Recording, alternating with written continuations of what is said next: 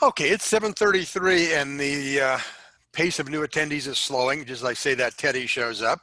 Hi, Teddy. But welcome to our first, I guess you would call it regular Know Before You Grow forum on Zoom. Thank you for being here tonight. For those of you who may have missed the chatter on this, we are recording the meeting this evening. It will be on YouTube in a couple of days. I'll provide the link in an upcoming email, and be aware not to say anything overly stupid this evening. For those of you who are new to this group, and I know there are a couple of unfamiliar names, we are Know Before You Grow, often KBYG or KBYG. We have existed as, well, we are a committee of Urban Chat, Petaluma Urban Chat, who's existed since 2012, having conversations about advocacy for walkable urbanism and the topics related around that. We have 4 pillars in our mission statement: housing to meet community needs, more independence from cars in our transportation system, sustainable municipal finances, and climate action.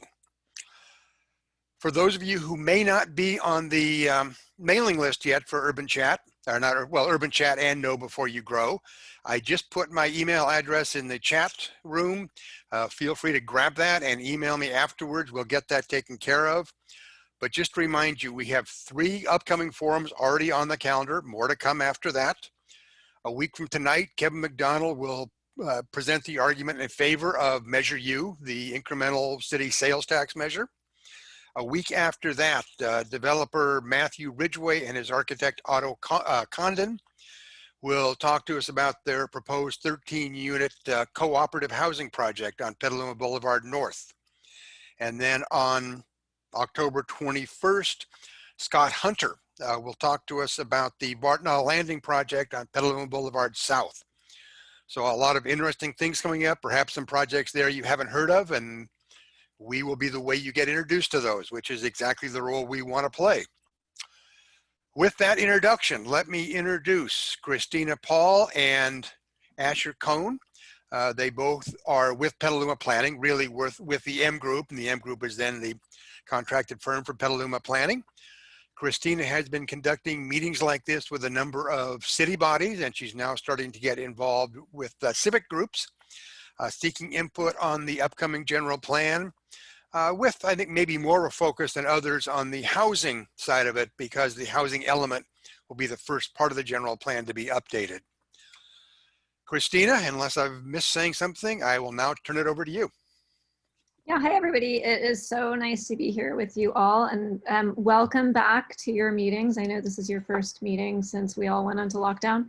I'm going to give a presentation about the general plan, and you are welcome to stop me and ask questions as I go.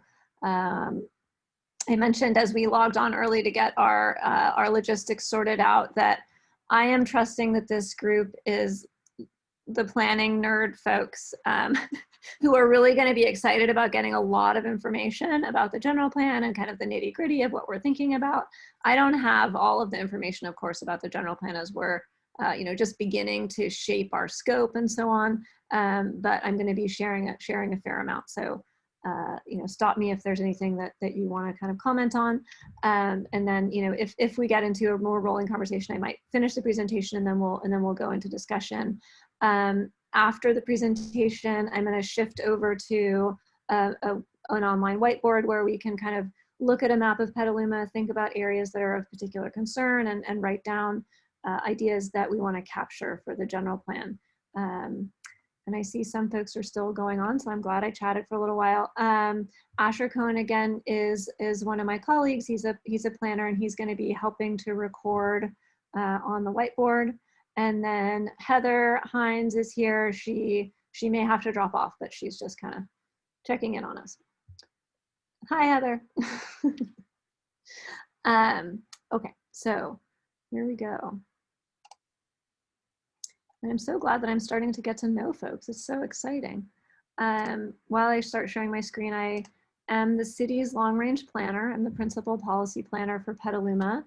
That means that I get to help think about all things long range.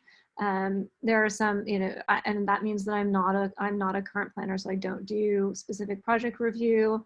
But I've been with the city for about a year, and it's so nice to be starting to see familiar faces. Okay, so here again, here's my email if you would like to reach out at any time. cpaul@cityofpetaluma.org. I'm the general plan project manager, as well as the long range planner in general. So the outline for the presentation is I'm going to talk about what a general plan is. It's a somewhat obscure, although very important document in California. How the city goals and priorities fit into the general plan, the more recently developed city goals and priorities. What are some highlights for general plan element requirements? What's the general plan development timeline? And then what we're doing in terms of outreach and engagement for the general plan. So the general plan is a document that is governed by the state of California. I believe the last guidelines were published in like 1969 or something. And so this 2017 update was fairly significant. I might have the earlier date wrong, but it was quite a while. And these guidelines tell us what the required elements are for each of the cities across California. Everybody has to have a general plan.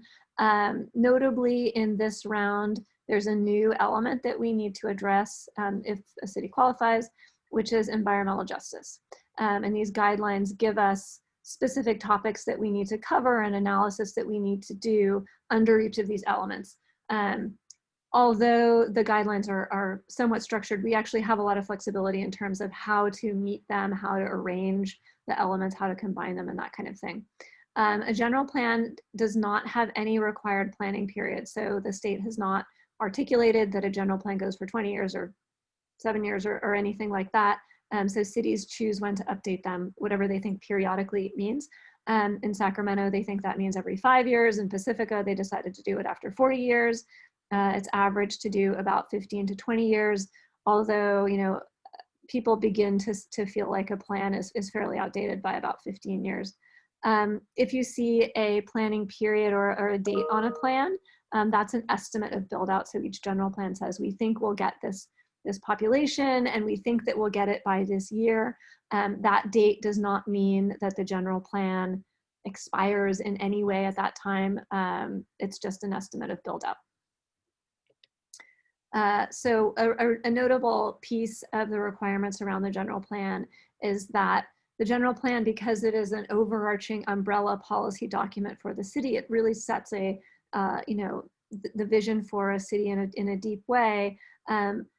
We must ensure that there are no policy conflicts within the general plan.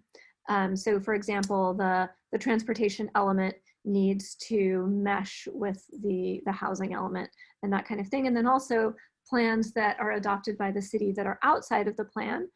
So this is the last bullet, must be consistent with the overall general plan. So you'll likely see, if you see in a staff report, that will note how a particular project or policy is consistent with the general plan, because we need to keep that going. And as cities begin to shift, as Petaluma has, to have sort of new areas of focus, it starts to be time to update the general plan, because you can't maintain that consistency without a lot of updates. So our current general plan was adopted in 2008. Plan development spanned 7 years. There was extensive outreach during that period. I know there were some technical glitches in producing it. I heard a little bit about that. And in many ways, this is a really remarkable and forward-thinking document. And so we're not proposing that we scrap it. We're going to keep a lot of the work that was done in here. But I want to note that the plan was developed at a very different time. It was during the Great Recession, and there was no smart service. Also, you know, we've been talking recently in meetings about this. Some of the general plan wasn't possible to implement because of, you know, fairly abrupt funding cuts that the city went through. And so, you know, staffing levels, for example, for police and fire weren't able to keep up with what is prescribed in the general plan because of funding issues. And there, you know, there are other policies that weren't able to be implemented for that reason. And so we're going to be looking at that and what we can carry forward. And now the other few things that we're thinking about, or that we're aware increasingly of, the climate emergency and housing crisis. So these are reasons that we want to refresh the general plan. The current general plan has 11 elements.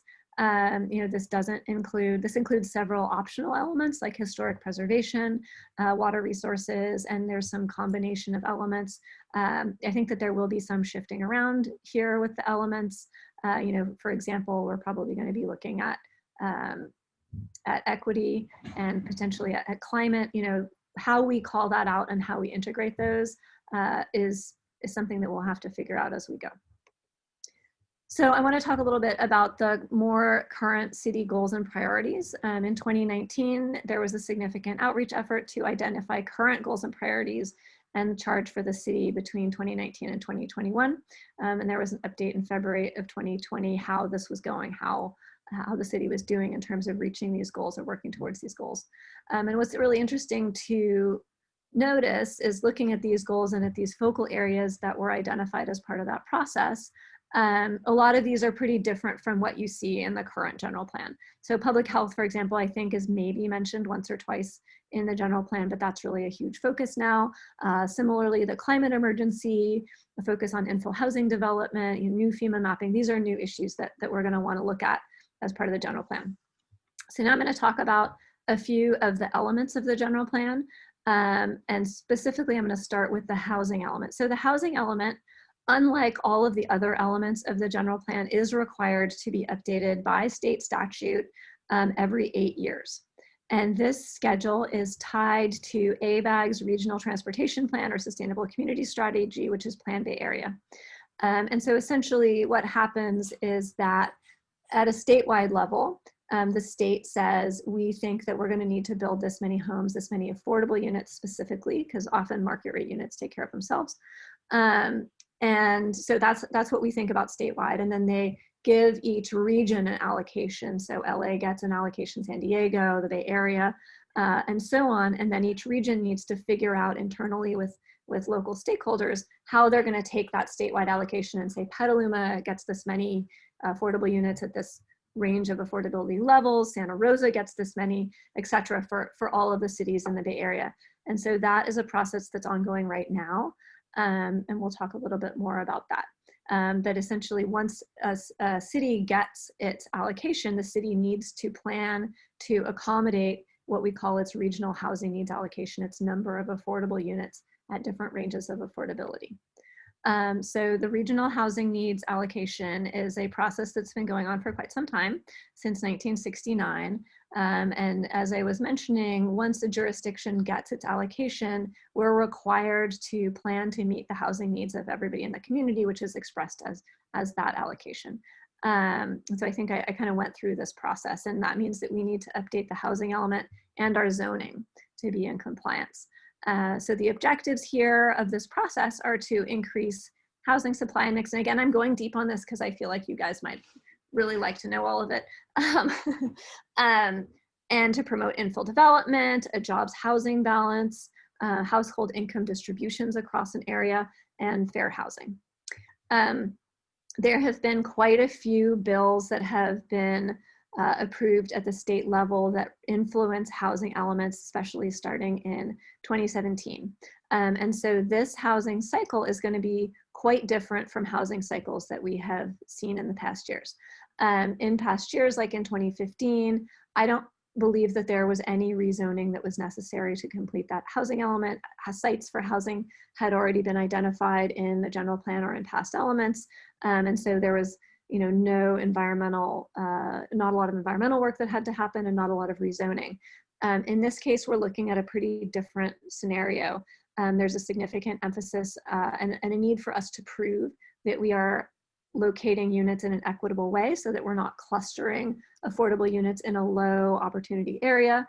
We're gonna have a higher regional, higher local allocation than in years past by at least a factor of 100 times greater. So we're going to be looking at 200% of what we got last time. There's expanded oversight, and there are new requirements for how we can say where housing will go.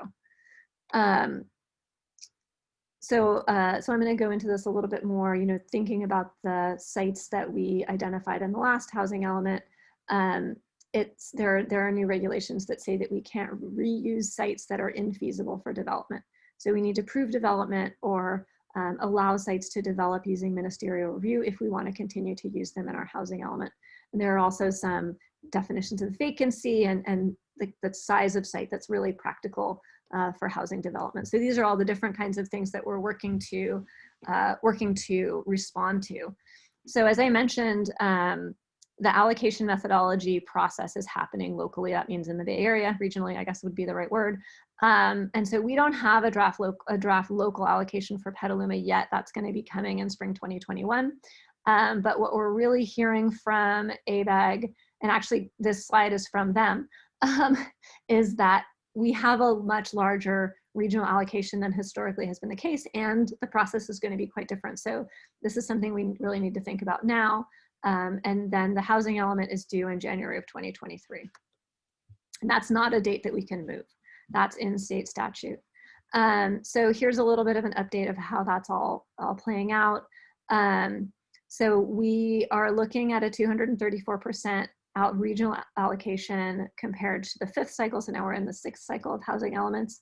If we play that out in Petaluma and assume that we get the same allocation as regionally is, as the regional inflation level, we would get 1,800 units that we would need to think about allocating instead of what we saw last time, which was 745. There is a significant possibility that this number will be higher because Petaluma has pretty significant transit access and is closer to the inner Bay Area. So it's, it's a fairly attractive community. And again, we don't know what our allocation is going to be, but this is something we're tracking very closely. If we look at how Petaluma has done in terms of building all of the units in the regional allocation in the RHNA, you can see in this column that's next to last, this is the percentage, and I believe that there might be an update to this, just given a new pipeline project that may have come in, but this will give you the general idea. So far, since 2015, the city has built 5% of the very low units and 247% of the above moderate units. If we saw all the pipeline projects, we would have 800% of above moderate and market rate units and 68%. I think that this is actually 100% now, given pipeline projects. But you can see this pattern that it's a lot easier to get market rate units built than affordable, especially very low income units built. And this is not a pattern that's unusual in any way. But it makes us think about how we can start planning for particularly those very low income units and how that is proportionally related to market rate units. So this may be familiar to some of you. This is a map that identifies the sites that were in the last housing element as a potential for development. The ones that have the purple outline are sites that have been developed or are in the entitlement process in some way or are spoken for. The ones that are still in purple have not been developed or spoken for. Then this one is Deer Creek, which was not in the housing element, but did in fact see an application and got entitlements for housing. These little dots are ADUs. And so you can see that on the west side, there's been more ADU development. And one of the significant reasons for that is that the east side is characterized by a lot of planned unit developments where folks have historically not been allowed to build ADUs, but there's new state regulations that essentially says that is no longer allowable and you are able to build an ADU and a junior ADU in a planned unit development. So to dive into that a little bit more, ABAG MTC gave us these maps of whether or not we can reuse some of the sites if they aren't already developed. This is a pretty high level analysis, but these are the sites again that are from the last housing element. These are the sites that we could reuse. This yellow is an area which, for reasons that remain somewhat unclear, ABAG and MTC has identified as a high opportunity area, but I think that we might go back to them and say, that doesn't quite compute with us. But regardless, these sites in red are ones that if they're not developed already, we could potentially reuse, but we would have to allow them to develop with ministerial planning review. They would still get their the usual building and so on permitting. And also we would need to require a minimum of 20 industry acres on these sites. And then these sites, we would not need to require a minimum of 20 units per acre. That may be because that's already in place. And in some cases, I think not. But we could use them again if we allow them to develop with ministerial review only. That would be using objective design guidelines and no discretionary review. So there's what this means is that there is, looking forward, a disincentive to identify sites that that we don't think we're going to really build on or will really develop in the next 8 years. And we need to be very careful about which ones we're going to identify again. So I don't want to overemphasize housing, but it's sort of a complex issue and has a fair amount of impact. And so I wanted to make sure that everybody really understood the ins and outs of the dynamic there. But really the outfall of all of that is that the housing element is going to have a pretty big impact this time around. There are likely to be significant zoning and land use changes as a result from it. And this is going to impact surrounding uses. So take this impact from the housing element and the fact that the city is independently reorienting around other values and other priorities. And this told us at a citywide level that what we need to do is we need to update the whole general plan starting now. And that is so that we can really look at all of these issues in a comprehensive way. You know, if you try to take housing out of a city, it's pretty difficult. And so what we want to do is we want to look at mobility and environmental justice and land use and open space and safety and housing together as a holistic system, so that we can, you know, produce a general plan that hangs together, that really reflects the needs and values of the city, and that's internally consistent. And so what this means is that we're planning to do the general plan by January of 2023. And I'll get to that in a little minute. I do want to highlight, and I'm not going to read this to you all and put you directly to sleep, but these are some of the new requirements for the environmental justice element. You know, we need to look at promoting safe and sanitary homes, physical activity, and so on. This is actually technically something that we may not be required to do from a statutory perspective, because we don't have any communities that really would make us have to do this. But I think that it's definitely something that we're going to look at. We're going to look at environmental justice and social justice and equity as part of the planning process. And then these are a few optional elements that are not required, but they cover topics that are hugely important and something that either we can integrate into the general plan, have as an optional element, or simply consider as part of our planning process. So they include equitable and resilient communities, healthy communities, economic development, and the general plan, and then climate change. I do want to acknowledge the ongoing and recently concluded planning processes that the city is going through.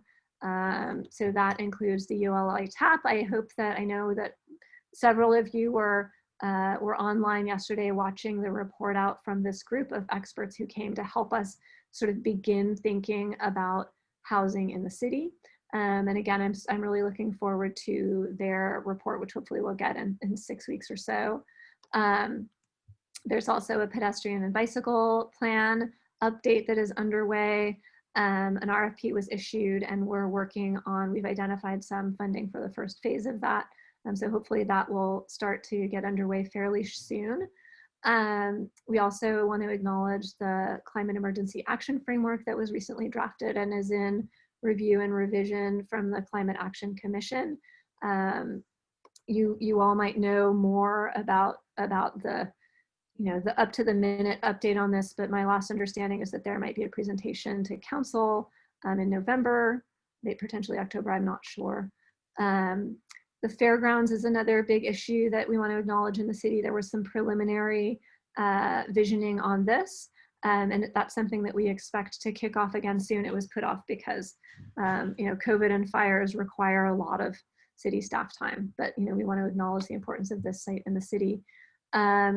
The city is also in the process of transitioning when we're thinking about environmental impact, and this is a state requirement, that we look rather at level of service of intersection and roads, which means how fast can I get through, to vehicle miles traveled, which means if I build a development, how many more miles will cars travel on the road? What will be the what will be the climate impact of that?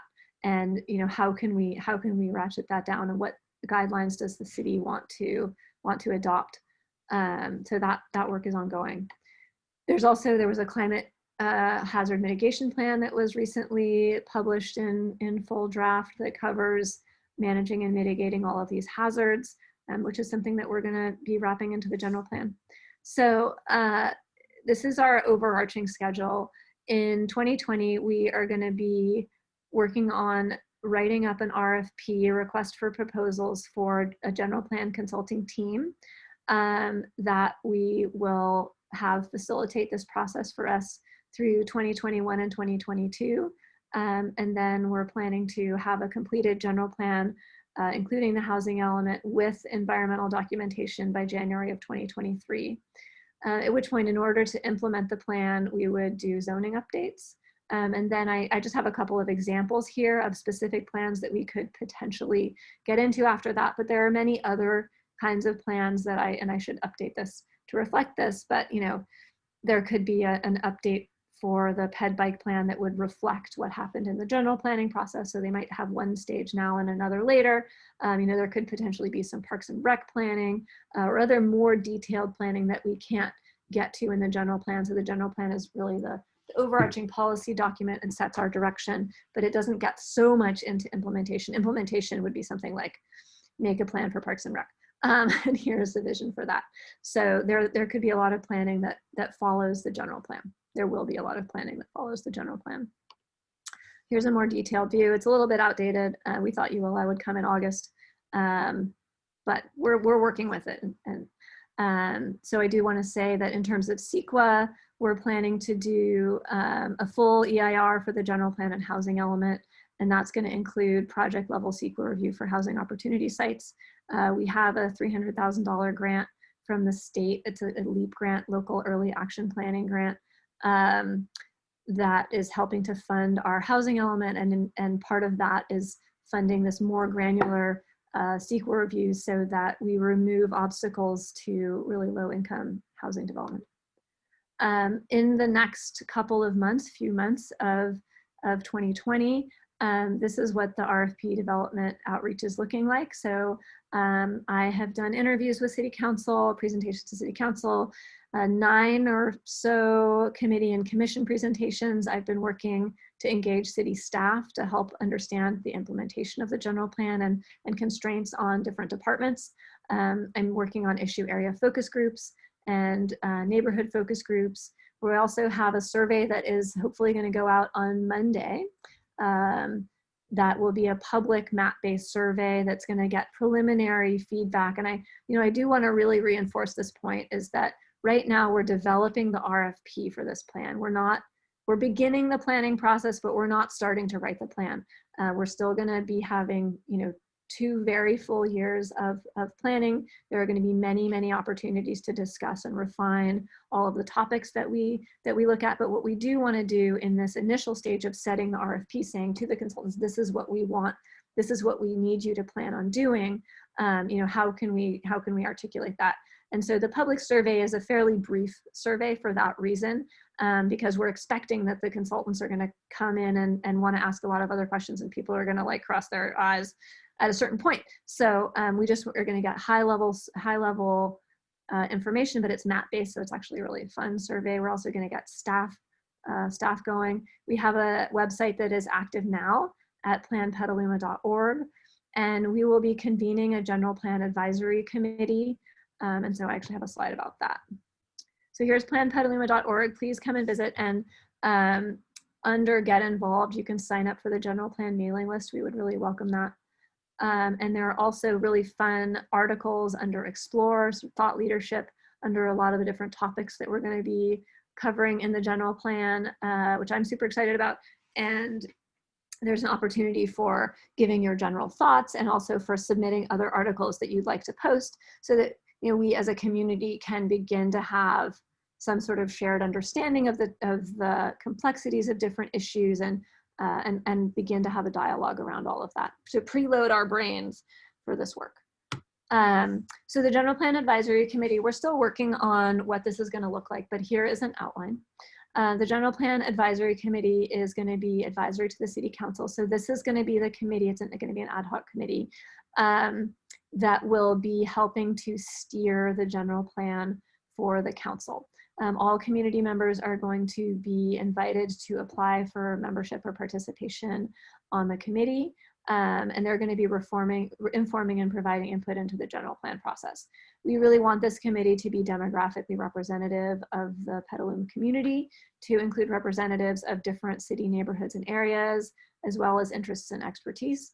And we're going to try to keep the group relatively small. This is sort of up for debate, so that meetings of the committee can really be working meetings rather than hearings where folks don't really get a chance to dig into the issues.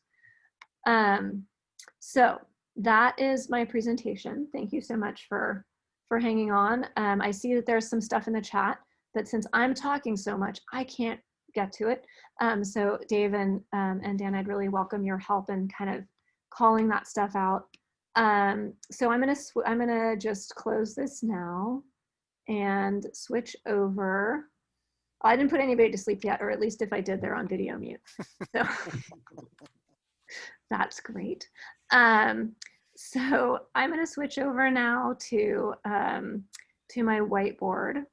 And you guys, if you have any general questions, comments, thoughts about what we need to cover in the general plan, now is a great time. And maybe we can start with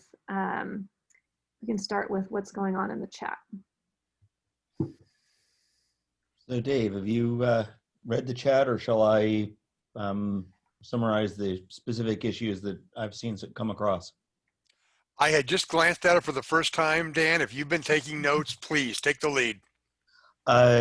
Only slightly. John asks, when the climate plan is in conflict with the development plan, what happens? I think I know the answer to this, but. What's the answer, Dan? Well, I think the answer is that part of creating the general plan is to work out those conflicts so that there isn't such a conflict when the general plan is finally adopted. Yeah, I'm with you on that. I agree with that. And I think that's a great identification of what's going to be one of our major challenges, as or a major topic of conversation as this plan evolves, is how do we balance concerns about climate and particular ways of thinking about mitigating climate impacts with housing development or other kinds of development. And John has been chatty here in the chat. He also asks when growth expected needs. I'm going to summarize this so that I think I understand. I think I'm asking what he's asking. When the growth there we go. When growth expected needs housing, but we have growth limits, how does this conflict get resolved? Sorry, I didn't totally understand that. Well, so I believe that he's asking, given that we've got an urban growth boundary and we have a fairly substantial need for new housing, what do we do? And I believe that the answer to that is density on brownfield redevelopment. Yeah, that is also something that I think that we'll talk about more than once. So you may or may not know, I actually learned this relatively recently. There are 4 areas that were identified as potential expansions for the urban growth boundary. The one that folks tend to bring up most often is the idea of a relatively modest expansion here directly adjacent to the planned Corona Road station. And I did not draw that to scale. Anyway, so I think that may be under consideration, but generally the point is that we don't really expect to be expanding the urban growth boundary super significantly. And so yes, we will be looking at development sites that are within the city limits. Also, John asking, he says, when developers did not show up for earlier meetings, mostly advocates for the future who reached out to them for input. And so I guess that can kind of be summarized as what's making sure that there's a cross section of what kind of developments are possible as input to the urban plan or the general plan.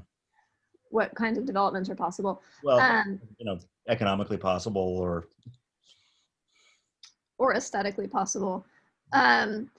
Yeah, so one of the ideas that we have is to do a housing finance study to really gain a closer understanding of the Petaluma market and what is possible here and what our possible funding sources are. So that's something that we may do as part of the general plan, and it may make a lot of sense because housing is going to be a significant effort for us, and understanding the realities there will be very helpful. I think the ULI presentation, for those of you who saw it last night, was really interesting because they seem to be saying that we could potentially accommodate the units that we need to think about in a subsection of infill property, infill sites in the city. Does that answer the question? I think so. Let me know if it doesn't. Okay. Yeah, keep going. Maybe John will pipe in here if it doesn't. Well, anytime you want me to jump in, I'll jump in and get more specific. John, go ahead. Okay, so yeah, where you drew the red line there, because I also was looking at, because I'm on the tree committee and I'm looking at trying to count the trees in the city, and I was looking at the city plan and where the development's going. And the area that you just circled in red up there, especially with the Corona station that's maybe happening close by there, and that local area, that looked like a prime area. And also if you take a walk up there on the path that's over by the junior high along our east side, there's huge fields up there that could easily be converted over into the various housing types. And then in the south part, looking at the new housing that's going in, the new development around the south of town, around the river. We have the Amy's Kitchen whole area there. We have the quarry area that's being developed there. And then we have the potential for putting a bridge at half the cost of Rainier going across, and then turn Lakeville into a major thoroughfare. And we have that whole section in South Eli. If we move the line out there by Freitas Road, I know Casa Grande, where I taught, there's 18 acres that because they couldn't allow development in the past because there's lack of water. But if we can get a water line or increase the water lines in that area, I know the Freitas Road area right there, as the land is, yeah, it's sort of, well, it's turning into vineyards slowly but surely, but there's all sorts of old wheat fields, not very productive, I would think. And I think there's a whole area of yellow that could be put there around the Freitas Road without getting too far down the road. And the whole Lakeville going down the road is possible. So we have potential growth also outside the city limits as well as inside the city. So I'm hoping that we can talk about growth boundaries and density, things like that, as well as where to put that low-cost housing. So those are some of the ideas I had as to where it's going. And it all came from me just looking at trying to figure out where the trees are. Got it. Yeah, and I think you may have been calling out this area right here. This area here is also called out as a potential expansion area for the urban growth boundary. I feel like I just wrote on that post-it. What happened to my post-it? Yeah, it disappeared. Oh, well, I'll do it again. So, I was looking at all the developers notice we have some folks, there's probably a small group of folks who actually are trying to develop here in town or have been doing it and are interested in doing more. So have we reached out, because a lot of the groups I've been to and seen, and I know have been very vocal about the progressive group has been very vocal and come out and said all the things. The climate change folks have come out, the social justice folks have come out, but I've got lots of neighbors who are very conservative, who I may not feel like they've been represented in a lot of these discussions so far, and they are maybe more pro-development type folks. And they're going, so where are the developers? Where are the pro-development people? They're not speaking up. Who's searching out that group and asking them, what's possible? What do you guys want to do? What can you do? So working down the list of questions in the chat, Beverly asked how the growth numbers are determined. So I don't have in-depth detail about how that works at the statewide level, but there is a committee that is convened by ABAG MTC of local representatives from different areas. So I believe our local representative is from Cotati. And that group gets together and thinks about what the regional allocation should be, and just kind of goes back and forth with HCD on that. And then they look at essentially what is the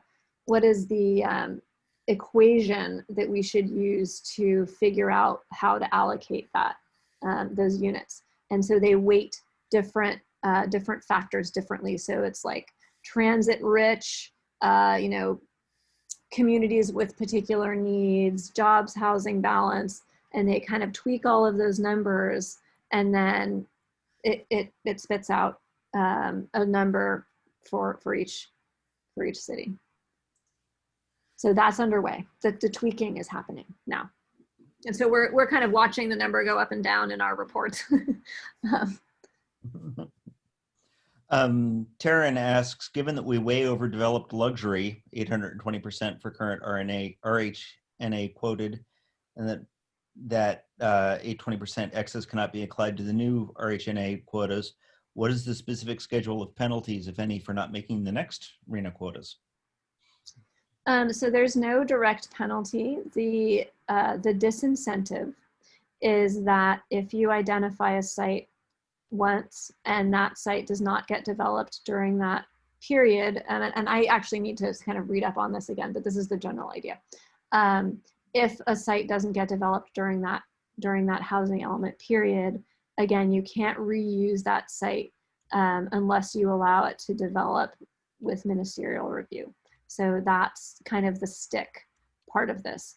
And there are only so many sites in each individual town, you know, so at a certain point, you really need to make sure that the sites are pretty feasible, and that you also are disincentivized from over identifying sites, because we'll get penalized next year. So if there's, for example, a really large site and we don't think it's gonna develop in the next 8 years, we're not likely to identify that. And I think that that's specifically for the low and very low income housing.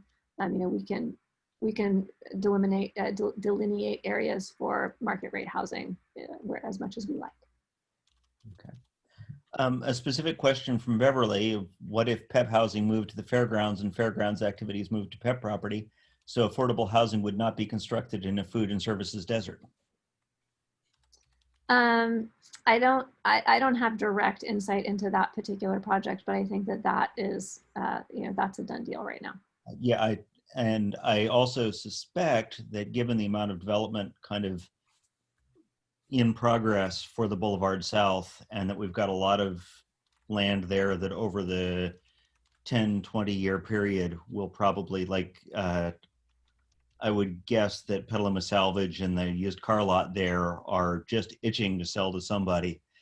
That once we get enough density down on this end of town, because we're down here too, that we'll get that food desert problem will get solved right fast. And I also want to add to that that the fairgrounds is a big deal, and so that's something that we really need to think about pretty comprehensively. And I feel like that, you know, folks in the city aren't ready to kind of carve off a little part of that. It is certainly a heavily polarizing thing in the discussions I've had. And Barry didn't pipe in himself, even though we can see him.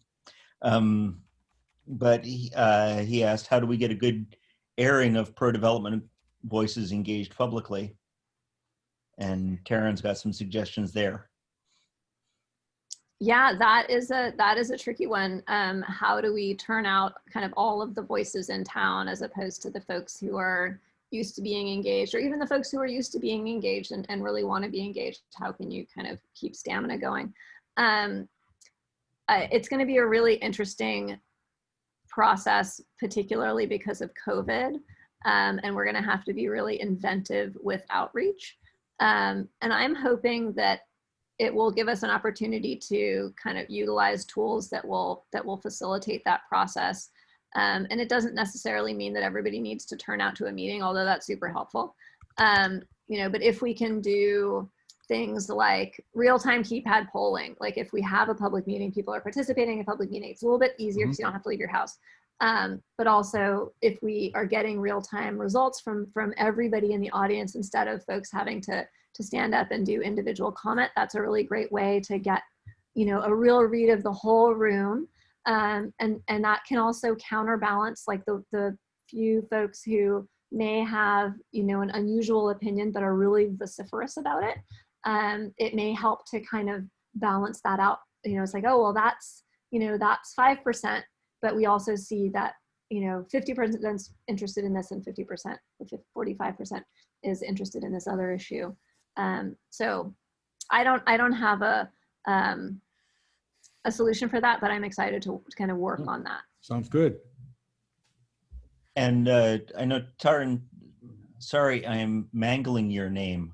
Taran or Taran, you've got your hand up. Feel free to unmute yourself and pipe in here. Thanks, Dan. Yeah, no problem. You can pronounce my name any way you like. I'm not as really sensitive about that. I would rather pronounce it the way that you'd like it pronounced, but so if you... I like a variety, but thank you. My parents call me Taryn. So I just wanted to confirm something that was, just to clarify my chat comment a moment ago. I did understand that in last night's presentation that multiple of about, I don't know, 10 of the key stakeholders appointed to provide guidance for our future. I think about roughly 5 of them, when the slide went by quickly, I think I caught 5 of them as being major developers. So I think the developers got in early on this, and they're, in my opinion, they're well represented and arguably overrepresented, especially given the fact that taxpayers had to bail out Basin Street for $10 million, and Spanos Group said that they were going to put in Water Street, but then imposed an assessment that stuck their neighbors with $12 million. I'm not sure that I personally would advise weighting up developer profit interests, right? I come from a family of developers, and it's all about the money, and I get that.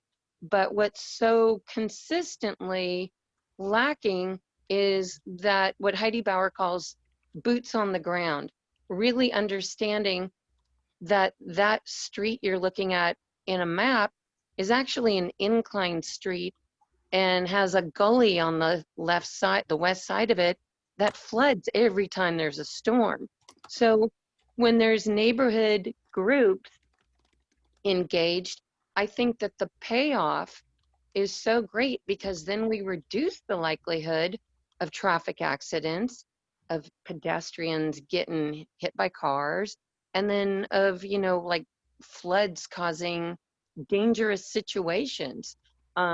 And we all remember that Sid Commons was approved, even though this entire neighborhood of 480 families has only one road out, and it's the already congested Payran that you can't even get out on a school morning, unless we want to climb over cyclone fences and carry our infants and our 90-year-old parents who are in oxygen tanks, or unless we want to throw them in the river so they can swim across the side. They have no way out. But only if you talk to neighbors will you know that that's the story. That's the reality to living day to day in a neighborhood. So again, I just wanted to clarify that point, that I really see that a healthier community moves away from that big profit focus to something that's more grassroots and listening to the little voices of the little people that walk on the streets and the sidewalks and ride their bikes every single day. Okay, thanks. All right, thank you. I think it's a really good point that it's helpful to have really local insight when we're thinking about development. And I did want to clarify, I know that slide went by really fast yesterday. So I just was doing a little brain dump of all of the different stakeholders that we asked to engage with ULI. And so here's a list of just the folks that I'm remembering off the top of my head. So we had a representative of Blacks for Community Development.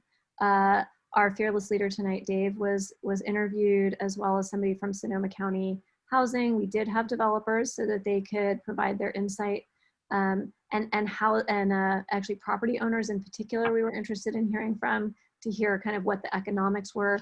And then we wanted to hear from folks who actually had trouble There are a few projects out there that are housing projects that are entitled, but not moving forward because of finances. We also had all the members of City Council, because they have the capacity to give us a pretty broad view of the issues the city's facing. We had somebody from Friends of the Petaluma River. We had folks from SSTAT. I think that there were more, but those are the ones that I'm remembering. We also had folks from Petaluma People Services and COTS. Anyway, so I know that that was kind of frustrating to not have a full understanding of that, but we really worked with we really worked with a bunch of folks to try to identify a fairly broad view for them to understand. We also invited some other groups that including some environmental groups that weren't able to join, but we worked on having a pretty broad view there. Anything else? What's next? I see that there are I would just like to add that I'm a retired analyst, and you can say that you reached out or talked to somebody, but I would really like to see the data there. How did you reach out to them? How many conversations did you have with them? How long were those conversations with them? And what was the output there? Because just talking to somebody for 30 seconds is technically talking to them, but sitting down in an office with all the city council members and all of the developers for a good hour or so is an entirely different conversation. And unless we're being very specific and comparing apples to apples, very clear about that, it's really just spinning the facts.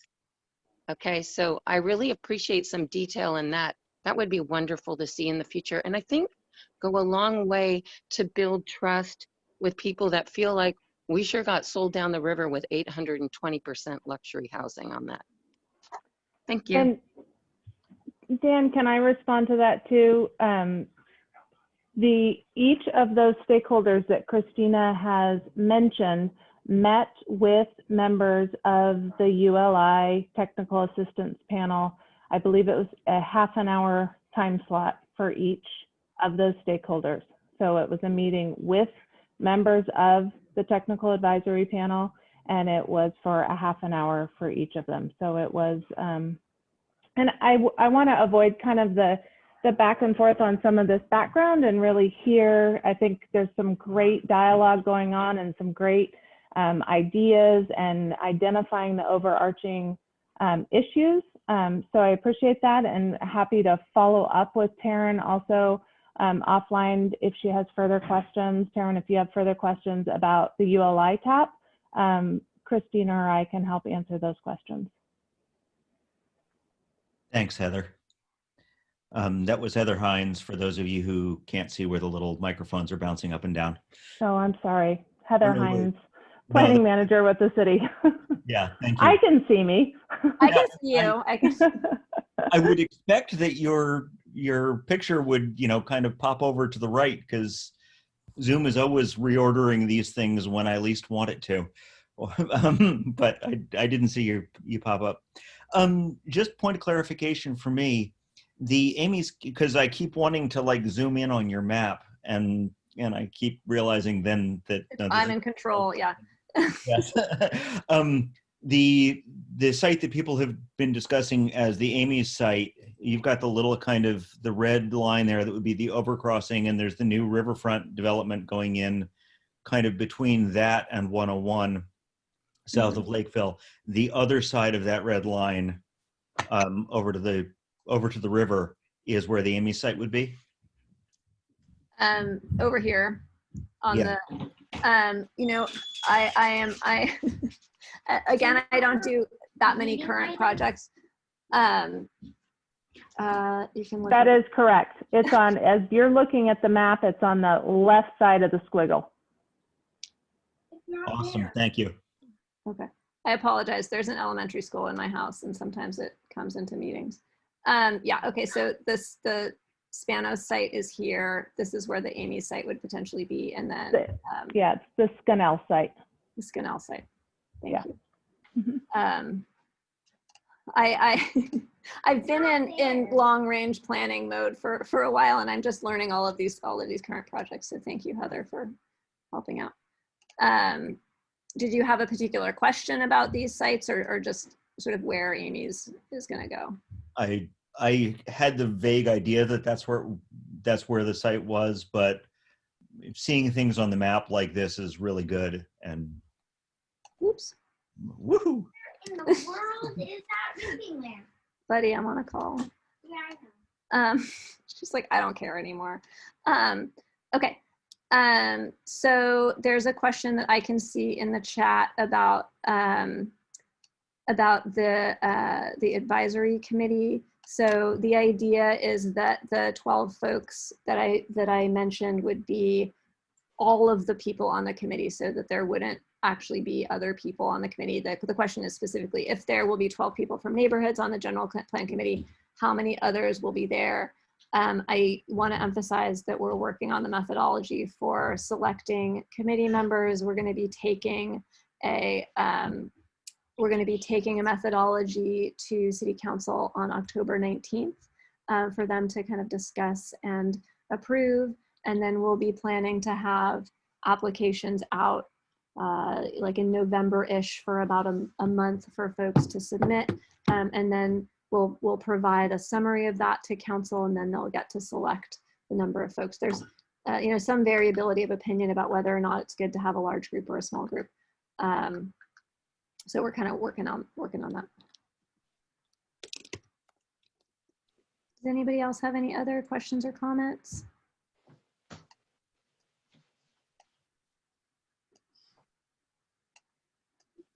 I'm not seeing anything. Please don't do that. I'm sure that I will have all sorts of questions as soon as this conversation ends.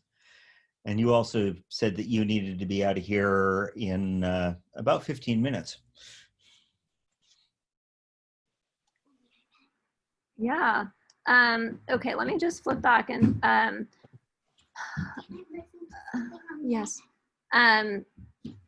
Are there particular themes? I mean, we called out the priorities, or we tried to capture the priorities of Know Before You Grow, housing, reducing reliance on cars, focus on climate, and a focus on walking and mobility.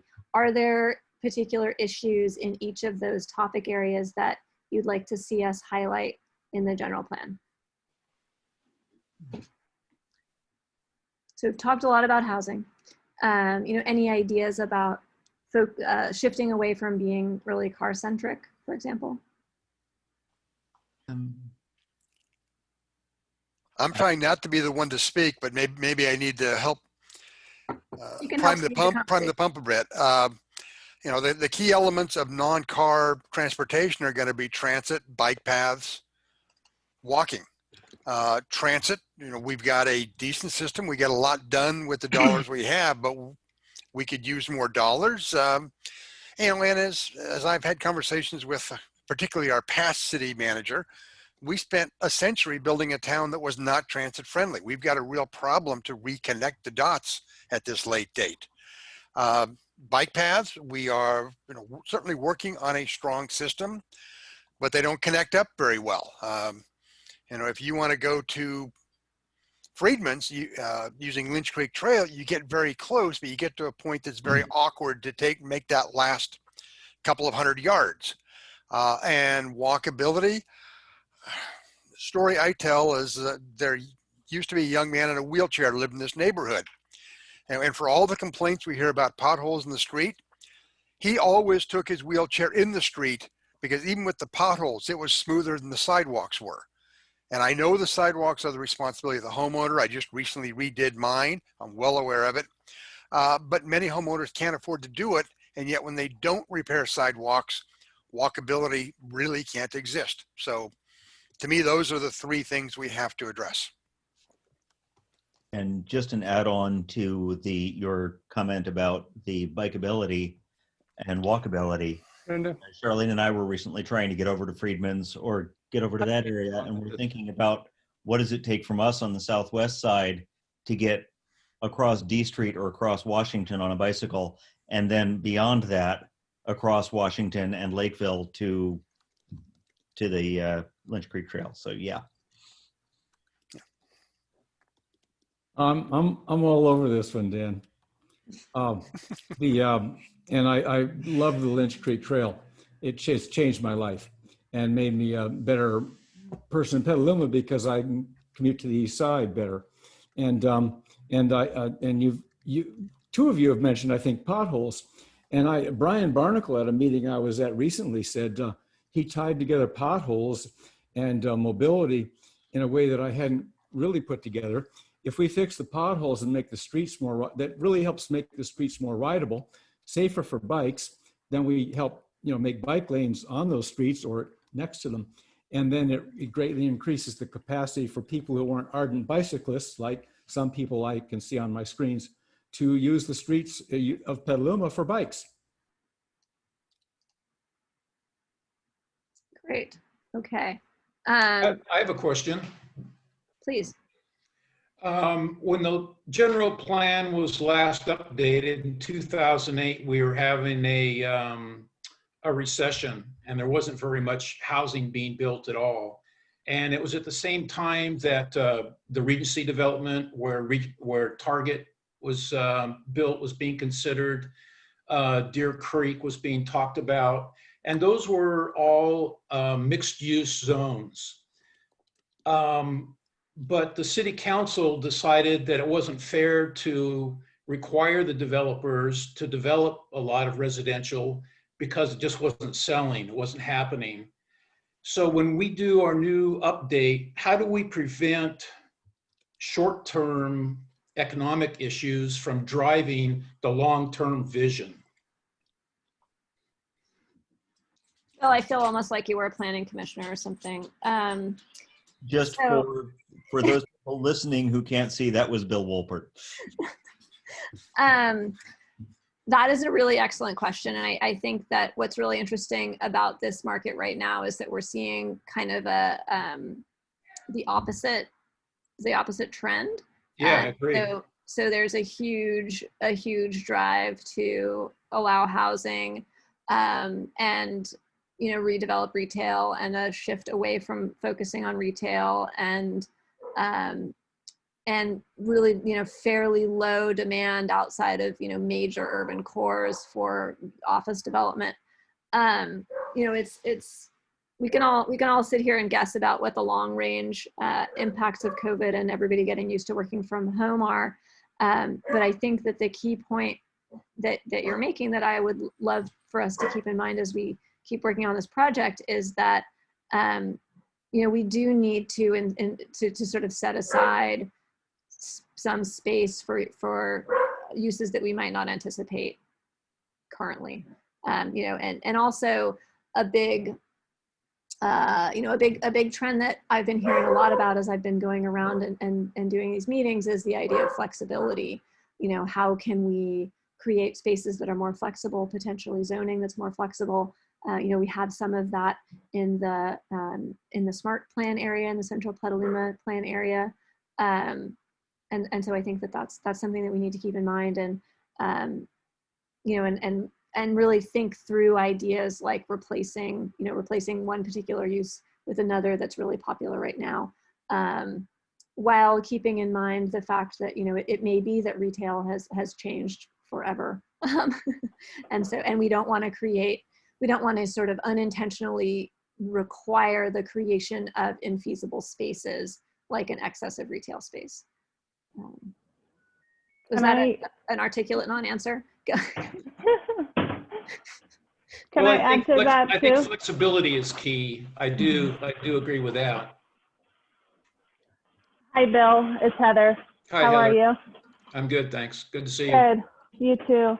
And I think comments like that are great. And, at this point in the process, those are exactly the kind of, comments and input that we're looking for to help kind of start framing some of the big topics for the consultant that comes on, and just reminding people that these are going to be the things that we're going to need to address during this process to say, one of the things we've been looking at as staff, and Christina is starting to work with all the departments to look at what was in the general plan from 2008? What didn't get done? Why didn't it get done? Do we still want to do this? Is this still a good idea, or did it not get done because trends change so much that this isn't really applicable? Or yes, this is still where we want to get to and we didn't get to it for these reasons, so let's really look at a different implementation strategy, those kind of things. And I do think, you know, one of the reasons why we tried to have some of the, and I don't know actually whether we got any traction with any of the property owners for the ULI, the shopping center property owners, maybe Merlin Geyer. We were trying to get some of the shopping property owners to the table to talk about, well, maybe these shopping centers are a great opportunity for, you know, change, and how do you look at them differently? Some of them are having a hard time with their retail now under the current situation, and so let's talk about ways that shopping centers can be reimagined to become more of a mixed use, whether it's horizontal mixed use or vertical mixed use, but to reintroduce some of those mix of uses. So I think it's getting a lot of different people to the table to have those discussions to, you know, what would make it reusing some of the land that didn't get developed in a certain way, maybe change the way the feasibility looks. I mean, I think Deer Creek is a perfect example. I remember really trying to get the Deer Creek Shopping Center to incorporate residential when they were coming through, and it was no, that's not feasible.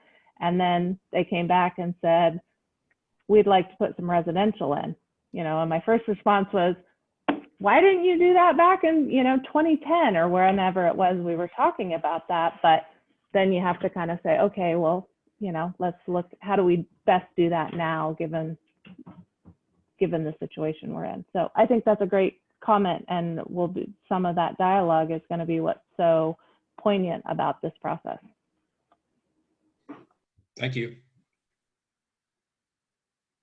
There's a comment from Dan. Dan, do you want to articulate your comment so I don't read it and put everyone to sleep? Sure. I was just responding to John in the back channel. I assume you're talking about the that we get more lower income housing when we structure impact fees such that we're not dramatically favoring large development or many more square feet per amenity. So basically right now we're kind of subsidizing large structures. On the other hand, we need to make sure that as we look at how we're going to fund the city going forward, that we be careful not to treat impact fees as our funding mechanism, because if we build it in 30 years, we're going to have to spend as much to maintain it. And so we need to be encouraging development that gives us long-term fiscal sustainability and a path towards income. And I realize that's really hard given the way that California hobbles how municipal governments can raise revenue. But we can't just say, oh, impact fees will fix our streets, because 30 years later, we're going to have to fix them again. Right. Okay. Taryn also asked in private chat, and I don't know if she meant to send that to me or general, will the general plan look at converting some streets to one-way, so more room for bikes and pedestrians? And my impression is that the problem with one-way streets is they generally encourage higher speeds and so are less friendly, but I am not at all up on the current state of thinking on bicycle infrastructure and how that all ties together. Yeah, that's something that we can certainly talk about as part of the planning process. We will be talking a lot about transportation.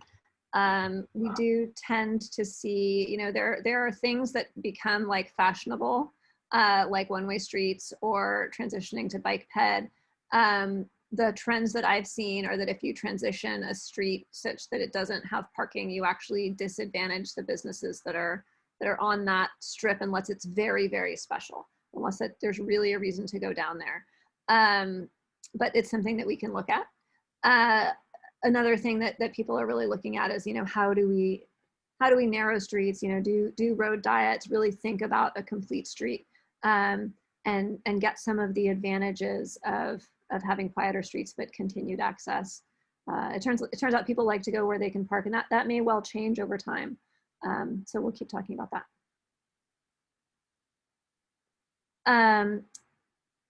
Okay.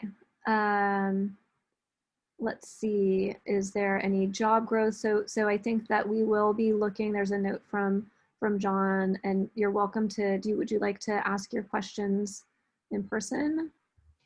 Okay, yeah. Just one of the things to consider is I watched the telecom community come in years ago and then pretty much leave, and they're coming back a little bit. And there's other large tech companies out there that are looking for new places to be, and we are a really good site for something like that. Or is there other possible future growth companies that we could invite? Because it doesn't seem like we've been inviting folks to come join us lately. We did a little bit of that early on, but that seems to be off the table lately. Can we get more larger business here? Because when we grow the businesses, then that provides us with a lot more employment and maybe some other income that we can actually get to more affordable housing. Yeah, that's a really great point, John. And I'm going to put that in the category of we need to sort of think about economic development and how that will manifest in the general plan. There is an economic development segment or a sustainable economy or something. I forget the exact title of the element, but that's something that we certainly will be thinking about, and that's going to influence this whole conversation that we're having about, what uses do we want to preserve? Where can we where can we sort of densify and identify opportunities for some development? And then how can we remain open to possibility and invite that possibility in? Would that kind of capture the idea?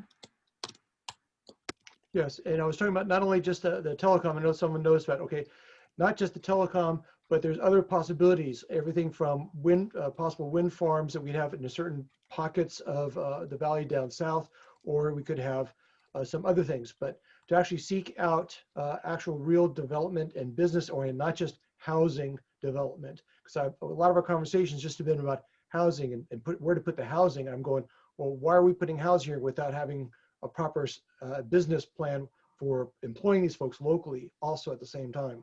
Because we're going to grow. A lot of folks are going to be coming up here. A lot of retirees going to come up here. A lot of folks that have money down south, leaving the south, they're coming up here with money because they're holding their $1.5 million homes down south, and they're moving up here, buying $1 million home, and putting money in the bank. So we have a lot of that happening, but we need to, besides building housing, we have to employ these folks too. We need more businesses here. Yeah, and what's really, really interesting about Petaluma is that Petaluma actually has a fairly thriving industrial base, and there's a lot of food and beverage manufacturing that's happening in town, which is really different from a lot of the other Bay Area economies. And I mean, we shouldn't be surprised since it's a relatively rural. But if you look at the employment numbers, the employment in manufacturing, and a lot of that again is food and beverage, is really high. So we can think simultaneously about how can we support and promote that sort of locally based industry, and then also potentially attract other industries in.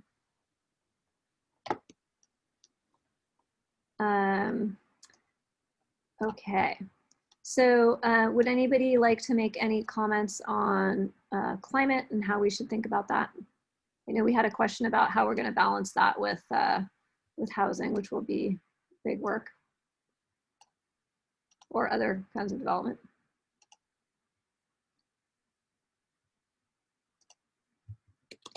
So do we have good models for where as we get sea level rise, what's both immediately affected by it, which pretty much anybody with an elevation map can figure out, but more importantly, what the hydrological runoff changes when we get big storms coming in? Where are the regions where we're going to have more flooding? And I know that a lot of people looked at the Army Corps maps and said, oh, this is great. And then their proposals develop in some of the fields there that seem to be core to the Corps' reports. So do we have good data on how the city might respond to the changing climate? Yeah, so I was just talking with Gina Petnick, the city engineer, about this, and it's evolving practice. So right now what we have is we have the FEMA maps that identify the 100-year floodplain for us. And that's specifically thinking about flooding, not so much thinking about climate change and sea level rise. These are, you know, considered two somewhat related but separate issues. And I think there's some recognition that it would be a good idea to update the FEMA mapping in order to look at, you know, overtopping and that kind of thing more accurately. And we have grabbed some data from, for example, adapting to rising tides. You know, the data is out there, but there's a pretty significant variability in terms of what impacts you see given what data modeling structure you use. And so we haven't as a city practice identified like what is the best source of data, what is the best methodology for identifying flooding and climate change risks. I have trouble separating them in my mind because it's water. But that's something that we're going to be really focusing on is, you know, how do we think about flooding? How do we think about the, you know, 100-year floodplain? How do we think about sea level rise and identify areas of risk and plan around them? So the answer is that, you know, we don't have something that we feel comfortable saying, like, this is what we're going to be looking at. You know, this is like the two-foot sea level rise model, and we're going to probably be seeing this in 2050. We haven't gotten to that, but it's something that we're working on.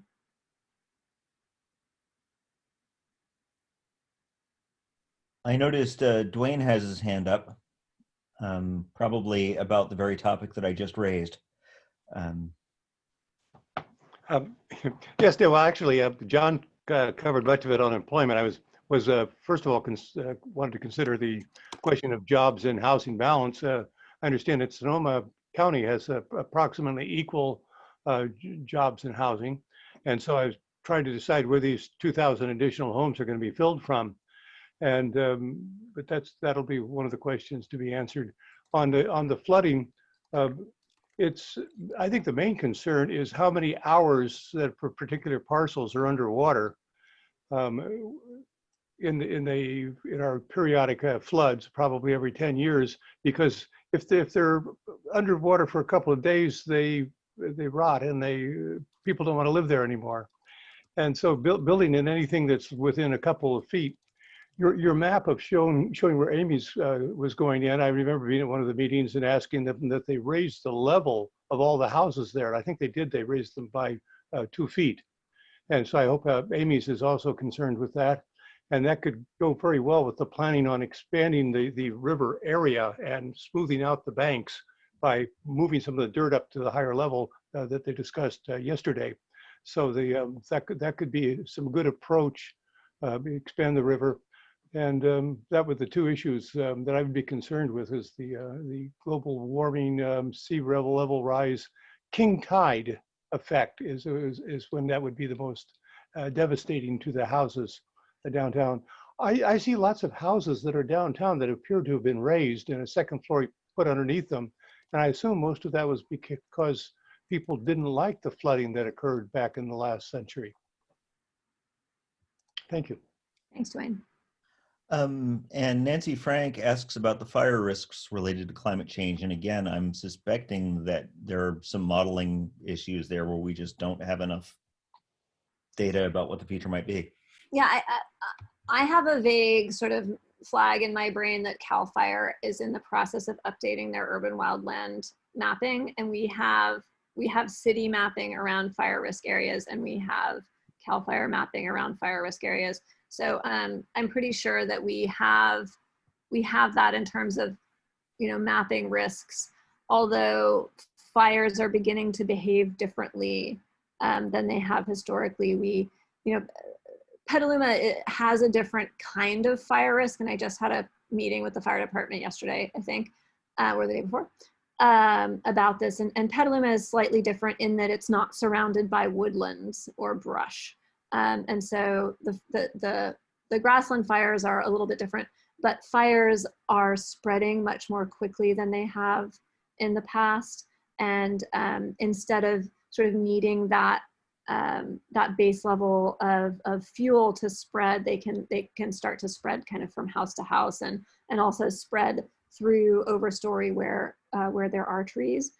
So that's something that we're going to be thinking about, and and thinking about policies for landscape maintenance to ensure fire protection.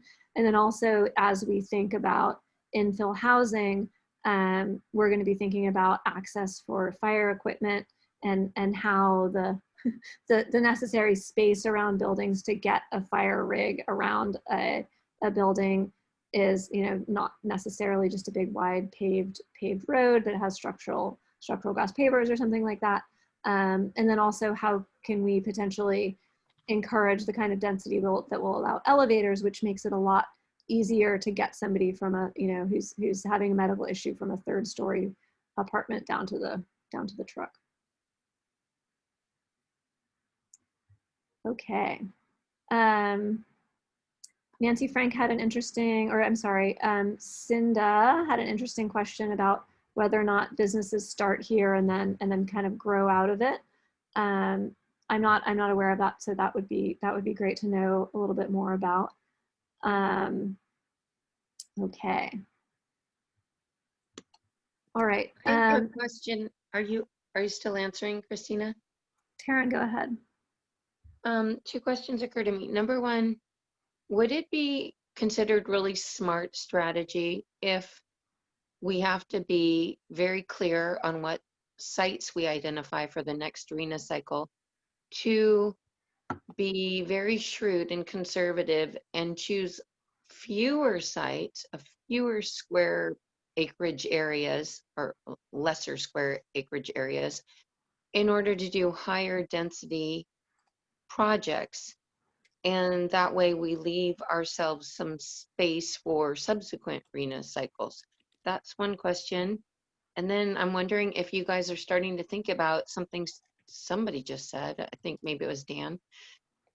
We are seeing just the start right now of in-region migration. A lot of city people getting the heck out of that city. So they want to come up here, and that puts added pressure. But should we be building for that? Because they're leaving behind units, and it's we want to make sure that we're doing the math right, so we're not over developing, because that would look really bad, 20 years down the line, to have so much vacancy rate somewhere. Okay, thanks. Okay.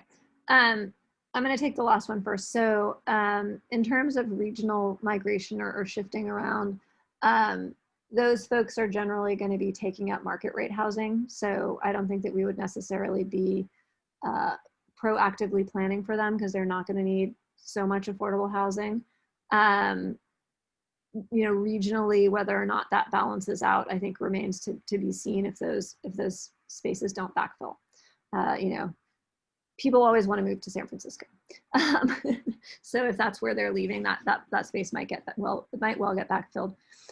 In terms of identifying specific sites, which we will need to do, and we will need to identify the level of affordability and the number of units and that kind of thing, whether or not we should identify those sites. And for example, as you mentioned, identify a smaller site and expect more units on that. That's certainly a possibility. We can set density minimums, and I think that will be very appealing in a lot of infill areas closer to downtown, for example, and potentially closer to the Corona Road Smart Station. And that would in fact allow us to preserve sites for future RHNA cycles, which we know will come.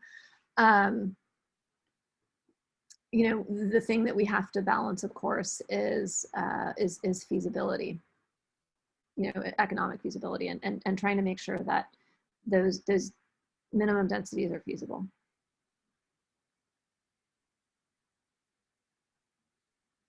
All right. Oh, we're almost at 9 o'clock. We've been having such a good conversation. I wasn't watching. Okay, I think that it's just about time for us to wrap up. Are there any final final comments that folks would like to share or final questions?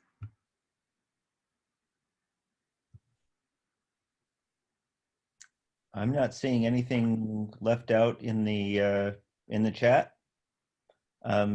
Dave, you want to come back in here and be our MC for the last few seconds, or shall I? Thank you very much, Christina.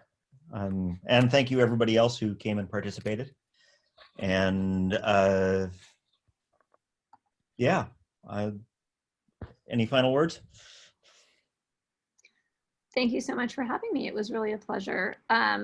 I do want to say, please keep your eyes out for the upcoming survey. Head to the general plan website and sign up for updates so that you know when we're doing events. And thank you so much. Excellent. Thank you, Christina, for your time. Yeah, pleasure. We'll see you all later. Wonderful. Thank you. Thank you. Bye, everybody. Bye. All right, let's close that. Meeting for